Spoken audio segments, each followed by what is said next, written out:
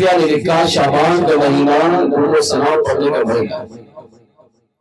جس طرح رمضان کا مہینہ اللہ کی عبادت کا مہینہ ہے، مگر رمضان کا ایک تعلق کس سے ہے؟ روزے سے۔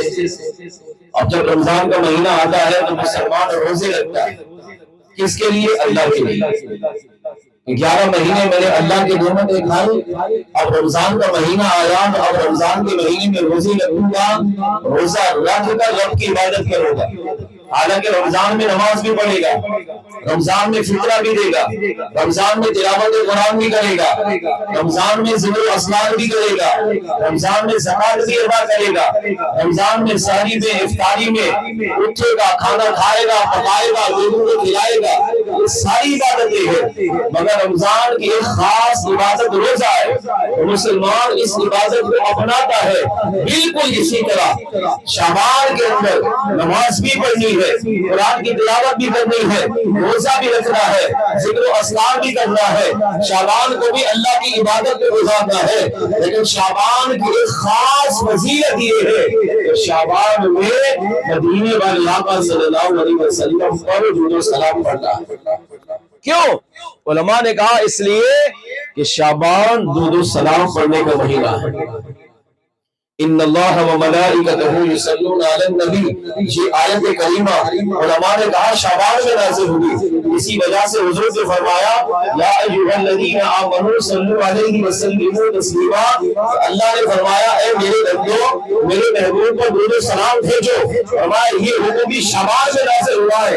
حضور فرماتے ہیں آیت درود شعبان میں آئی، شعبان میں درود پاک پڑھنے کا حکم دیا، شعبان میرا مہینہ ہے، لہذا تو حضور سے سچی محبت کرتا ہوگا اور شعبان کے مہینے میں بھی مدینے والے آقا صلی اللہ علیہ وسلم پر درود و سلام پڑھنے کی عادت بنائے گا۔ اور شعبان کے مہینے میں جو درود و سلام پڑھتا ہے اس کی مختصر فضیلت سنیے اور ایمان پیدا کیجیے۔ اہل بیت کے چشم و چراغ حضرت سیدنا امام جعفر صادق رضی اللہ عنہ، امام عالی مقام سید الشہداء امام حسین رضی اللہ عنہ کی مبارک آل سے ہے۔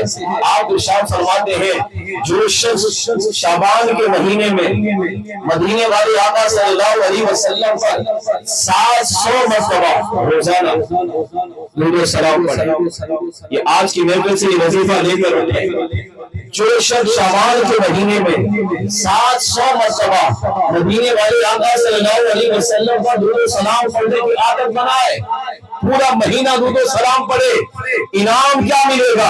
ہمارا پہلا انعام یہ ملے گا کہ اللہ اس درود و سلام پڑھنے والے کے لیے کچھ فرشتے مقرر کر دیتا ہے، وہ فرشتے اس عاشق رسول کا یہ 700 مرتبہ درود و سلام پڑھنا حضور کی بارگاہ میں پیش کرتے ہیں اور عرض کرتے ہیں یا رسول اللہ آپ کے فلاں عاشق نے فلاں مقام سے فلاں کا بیٹا ہو کر آپ کی مبارک ذات پر اس نے آپ کی مبارک مہینے میں 700 مرتبہ آپ کی مبارک بارگاہ میں صلاۃ و سلام بھیجا ہے، یا رسول اللہ اپنے اس عاشق رسول کا سلام قبول فرما لیجیے۔ اب میرے آقا صلی اللہ علیہ وسلم کو ہمارے درود و سلام پڑھنے سے کتنی خوشی ہوتی ہے۔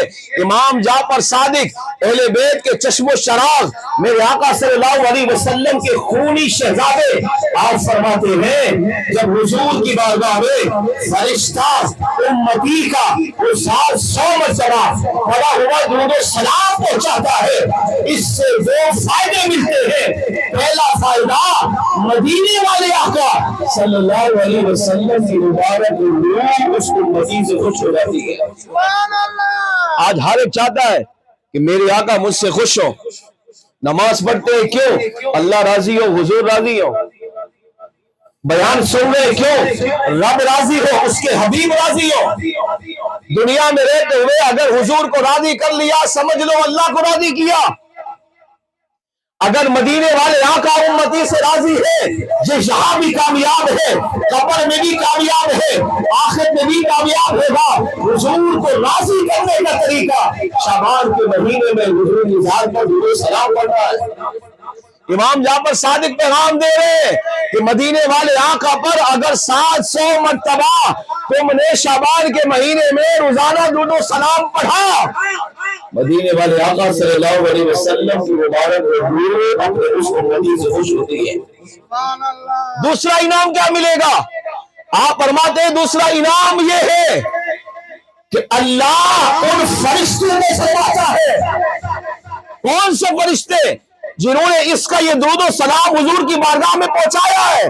اللہ فرشتوں کو فرماتا ہے کہ میرے اس حبیب کے امتی نے میرے حبیب کی بارگاہ میں 700 مرتبہ درود و سلام پڑھا ہے، اب قیامت تک میرے اس محبوب کے امتی کے لیے اللہ کی بارگاہ میں مغفرت کی دعا کرتے ہیں۔ فرمایا وہ فرشتے قیامت تک 700 مرتبہ درود و سلام پڑھنے والے عاشق رسول کے لیے اللہ کی بارگاہ میں بخشش و مغفرت کی دعا کرتے رہیں گے۔